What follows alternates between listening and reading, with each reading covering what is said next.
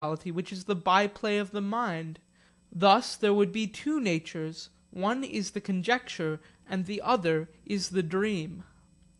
Another way of phrasing this theory which I am arguing against is to bifurcate nature into two divisions, namely into the nature apprehended in awareness and the nature which is the cause of awareness. The nature which is in fact apprehended in awareness holds within it the greenness of the trees, the song of the birds, the warmth of the sun, the hardness of the chairs, and the feel of the velvet. The nature which is the cause of awareness is the conjectured system of molecules and electrons which so affects the mind as to produce the awareness of apparent nature. The meeting point of these two natures is the mind, the causal nature being influent and the apparent nature being effluent. There are four questions which at once suggest themselves for discussion in connection with this bifurcation theory of nature. They concern 1. Causality, 2. Time, 3. Space, and 4. Delusions. These questions are not really separable. They merely constitute four distinct starting points from which to enter upon the discussion of the theory. Causal nature is the influence on the mind which is the cause of the effluence of apparent nature from the mind. This conception of causal nature is not to be confused with the distinct conception of one part of nature as being the cause of another part. For example, the burning of the fire and the passage of heat from it through intervening space is the cause of the body, its nerves and its brain functioning in certain ways. But this is not an action of nature on the mind, it is an interaction within nature. The causation involved in this interaction is causation in a different sense from the influence of this system of bodily interactions within nature on the alien mind which thereupon perceives redness and warmth. The bifurcation theory is an attempt to exhibit natural science as an investigation of the cause of the fact of knowledge. Namely, it is an attempt to exhibit apparent nature as an effluent from the mind because of causal nature. The whole notion is partly based on the implicit assumption that the mind can only know that which it has itself produced and retains in some sense within itself, though it requires an exterior reason both as originating and as determining the character of its activity.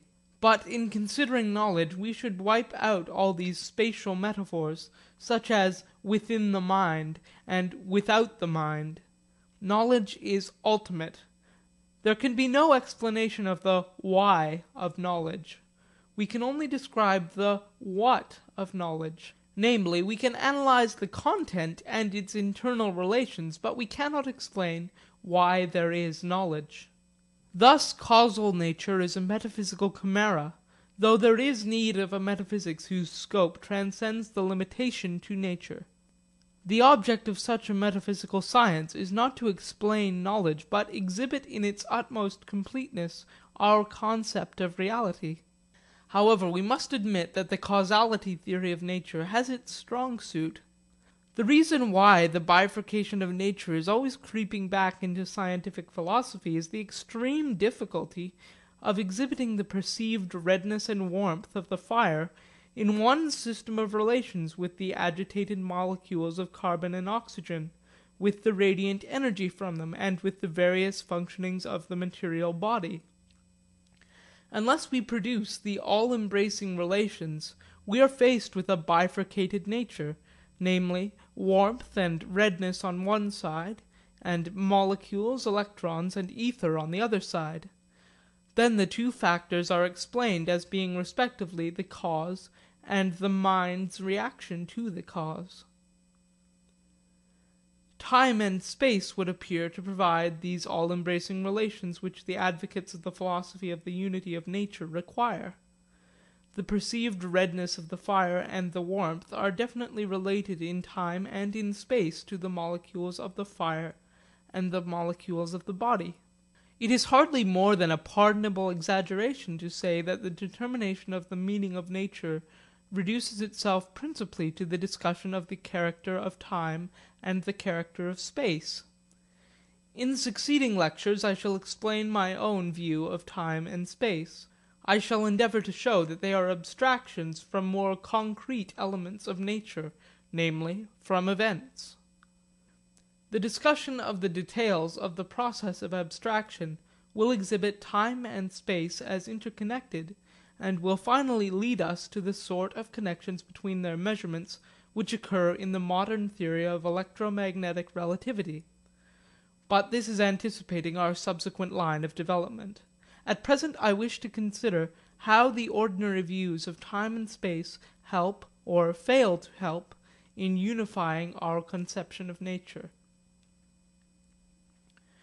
First, consider the absolute theories of time and space.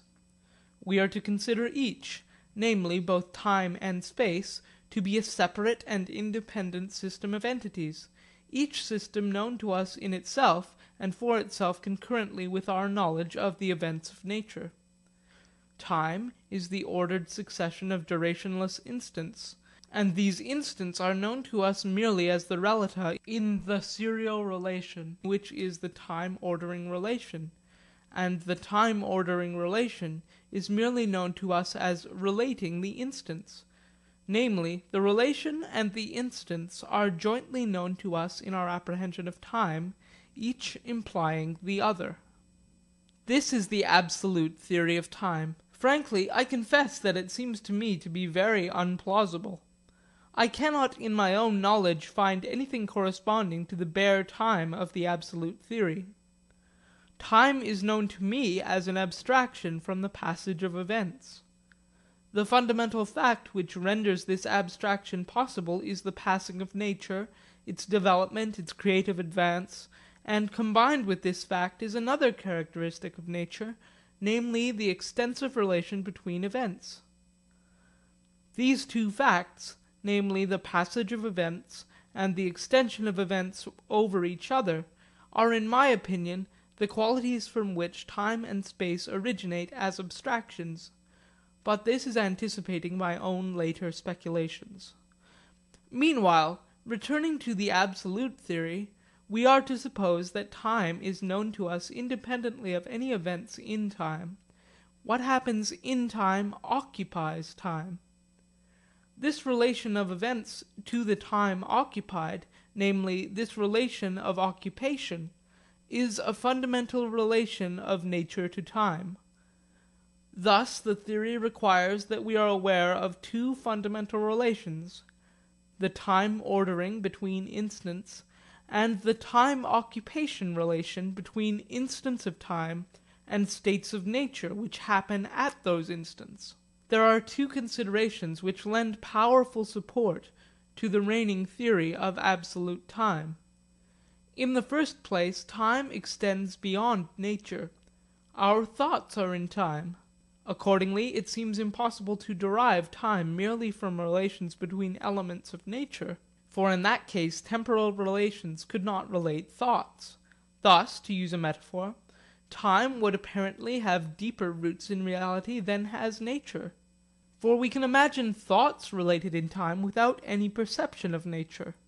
For example, we can imagine one of Milton's angels with thoughts succeeding each other in time, who does not happen to have noticed that the Almighty has created space and set therein a material universe. As a matter of fact, I think that Milton set space on the same absolute level as time. But that need disturb the illustration. In the second place, it is difficult to derive the true serial character of time from the relative theory. Each instant is irrevocable. It can never recur by the very character of time. But if on the relative theory an instant of time is simply the state of nature at that time, and the time ordering relation is simply the relation between such states, then the irrevocableness of time would seem to mean that an actual state of all nature can never return. I admit it seems unlikely that there should ever be such a recurrence down to the smallest particular. But extreme unlikeliness is not the point. Our ignorance is so abysmal that our judgments of likeliness and unlikeliness of future events hardly count. The real point is that the exact reoccurrence of a state of nature